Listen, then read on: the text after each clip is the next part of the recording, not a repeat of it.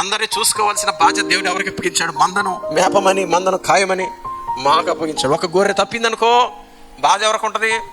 ఇంకో గొర్రెకి ఉండదు. ఆ తప్పితే తప్పింది, పోతే పోయింది, దుర్మార్గురాలు అనుకుంటారు, ఆ గొర్రె అనుకుంటుంది. కానీ కాపరికి మాత్రం బాధ వేస్తూ ఉంటుంది. ఇవన్నీ మేస్తున్న ఈ గొర్రె ఎక్కడ తప్పిందిరా బాబు అని చెప్పేసి పరిగెత్తుకుంటూ వెళ్తాడు అన్ని వదిలిపెట్టి. అంటే కాపరికి ఆ బాధ ఉంటుంది. సో కాపరికి దాదాపుగా అనేక సార్లు ఇలాంటి బాధలు కలగజేస్తూ ఉంటారు కొంతమంది. ఎవరు వెళ్ళిపోయిన వాళ్ళు కలగజేసే వాళ్ళు ఉంటారు, పంపించిన వాళ్ళు కూడా ఒకళ్ళు ఉంటారు. సో అలా కలగజేసే స్థితిలో ఎవరు కూడా ఉండకూడదండి. జాగ్రత్త వినండి. 100 గొర్రెలు తప్పిపోయిన ఒక గొర్రె కథ విన్నారుగా, అందులో అసలు గొర్రె ఎందుకు తప్పింది? అలాగే దేవుని సంఘం అనే ఈ మందలో కొన్ని గొర్రెలు తప్పిపోతూ ఉంటాయి. అప్పుడు ఆ గొర్రెలు తప్పిపోవడానికి కారణం ఇంకో గొర్రెలు అయి ఉండొచ్చు. ఈ గొర్రెను సరిగ్గా తినేది ఈ గొర్రె, ఈ గొర్రెను సరిగ్గా నడవనియదు ఈ గొర్రె. ఎప్పుడు ఆ గొర్రెను పక్క డిస్టర్బ్ చేస్తూ ఉంటుంది. ఆ గొర్రె వెళ్ళిపోయింది. ఈ మంద నాకు బాగోలేదండి. మంద బాగోంది కారణం గొర్రెల కాపరి కాదు, పక్కన గొర్రె. సో కాపరి ఇప్పుడు బాధపడి దానికోసం వెంట వెళ్ళాడు. అలాగే సంఘం అనే ఈ మందలో కూడా కొంతమంది గొర్రెలు అప్పుడప్పుడు తప్పిపోతూ ఉంటారు, వెళ్ళిపోతూ ఉంటారు. ఆ వెళ్ళిపోయిన వాళ్ళు ఎందుకు వెళ్ళారు? కారణం నువ్వు కాకూడదు. వింటున్నారా? మనం ఎప్పుడు కూడా ఒక్కళ్ళు వెళ్ళిపోవడానికి కారణం కాకూడదు. అల్లరి వలనో, గొడవ వలనో, అభ్యంతరం వలనో, దూషణ వలనో, మరి ఏ కారణం చేత నేను ఒకళ్ళు తప్పిపోయే స్థితికి నువ్వు చేర్చావా, అది నీకు నష్టం.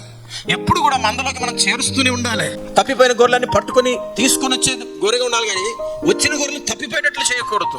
సో ఎవరైనా అట్లా చేసేవాళ్ళు మీరు చేస్తున్నారన్నట్లా ఒక్కొక్కసారి పరిస్థితులు అలా వస్తాయి. మీ కారణాన్ని బట్టి ఎవరైనా మందిరాన్ని, సంఘాన్ని విడిచిపెట్టి వెళుతున్నారా? మీ కారణం బట్టి ఎవరైనా విశ్వాసాన్ని విడిచిపెట్టేస్తున్నారా? మిమ్మల్ని చూసి ఎవరైనా క్రీస్తులో వెనకబడుతున్నారా? క్రీస్తు కొరకు ఏదో చేద్దాం అనుకున్న వాళ్ళు ఆగిపోతున్నారా? అయితే మీరు నష్టపోతారు. వెంటనే ఈ సంఘం అనే ఈ మందలో, ఈ గుంపులో మిమ్మల్ని మీరు మరలా పునరుద్ధరించుకోవాలి.